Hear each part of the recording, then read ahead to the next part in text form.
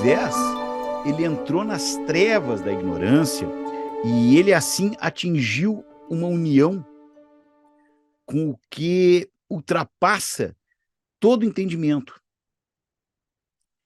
E assim nós também atingiríamos um êxtase semelhante, um êxtase que ia nos tirar de nós mesmos, tá? E que seria capaz de nos levar, então, a uma união com esse divino.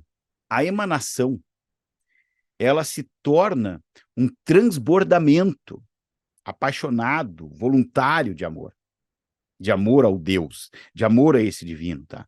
E não um processo automático. Deus permanece dentro de si, no seu eterno mistério, ao mesmo tempo que ele está imerso na própria criação. Então, alguns atribuíam seus próprios pensamentos e ideias a Deus, dizendo que Deus queria isso, que proibia aquilo, e que planejava aquilo, e que planejava aquilo outro. E isso é uma forma absolutamente perigosa, tá? Porque é da idólatra. O Deus da ortodoxia grega, ele, diferente desse Deus cristão, né, ele permanece misterioso. Por mais que tu tente explicar, tu acaba abandonando essa ideia, porque tu não tem como explicar. E a Trindade, então, vai continuar lembrando para os cristãos orientais essa natureza provisória das doutrinas. A palavra de Deus, então, ela se faz carne para que todo ser humano se torne Deus, deificado pela graça de Deus, feito homem, homem integral, alma e corpo, por natureza. E Deus integral, alma e corpo, pela graça, pela bênção.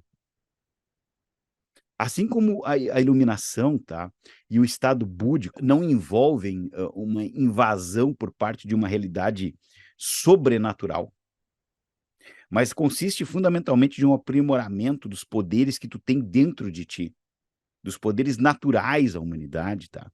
Também nesse contexto, o Cristo divinizado, ele nos mostra o estado que nós podemos alcançar pela graça divina. Muitos dos conversos eles abandonaram, até com certo alívio, tá? Esse trinitarismo, essa ideia da trindade grega e cristã, inclusive, que expressava uma ideia de Deus que era completamente estranha para eles. Parece que houve uma certa insatisfação e uma inquietude espiritual que era generalizada naquela região. Os árabes, inclusive, estavam cercados por dois impérios que eram muito poderosos na época, que era o Império da Pérsia, Sassânida, né? E o Império Bizantino. Então, isso também influiu sobre muitos aspectos nessa construção nova dessa modernidade, entre aspas, que eu estou falando, porque ideias modernas que eram procedentes desses territórios que tinham sido ocupados e colonizados por esses povos diferentes, né? Essas ideias elas começavam a penetrar na Arábia. Os editores do Corão, eles puseram as suras, né, os capítulos mais extensos, mais longos no início, e os mais curtos no final. E essa disposição não é assim tão arbitrária quanto pode parecer, porque o Corão, ele não é nenhuma narrativa, nem uma argumentação, tá? Que exige uma ordem de sequência, não é isso, tá?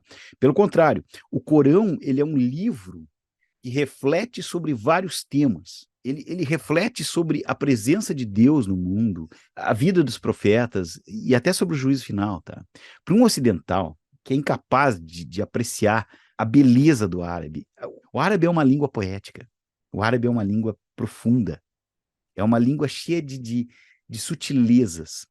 Então, para nós, ele é muito difícil de entender, é difícil de apreciar. O Corão, ele frequentemente, constantemente, ele exorta os muçulmanos a verem o mundo como uma epifania. Tu tem que ver através desse mundo, tu tem que ver mais longe no mundo, tu tem que ver através desse mundo fragmentado e tentar enxergar nesse mundo em pedaços, em partes, o poder pleno do ser primordial, o poder fundamental do ser original, a realidade transcendente que permeia todas as coisas.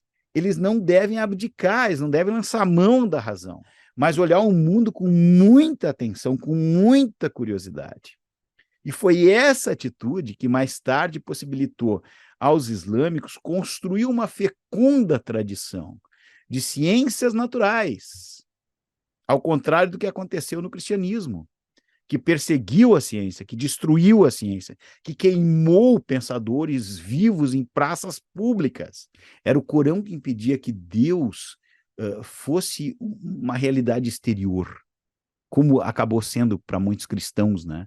E colocava Deus não como uma figura distante, não como uma projeção, mas colocava Deus na mente, no coração e no ser de cada crente islâmico. É como se o Maomé tivesse criado uma forma literária completamente nova, para a qual algumas pessoas não estavam preparadas, por causa das emoções gigantescas que ela gerava. Os israelitas, eles demoraram cerca de 700 anos para romper com as antigas tradições religiosas e aceitar o monoteísmo. Mas o Maomé conseguiu ajudar os árabes a fazer essa transição complicada, essa transição difícil, em 23 anos. Foi algo extraordinário, não só em termos religiosos, obviamente, mas em termos históricos, em termos temporais.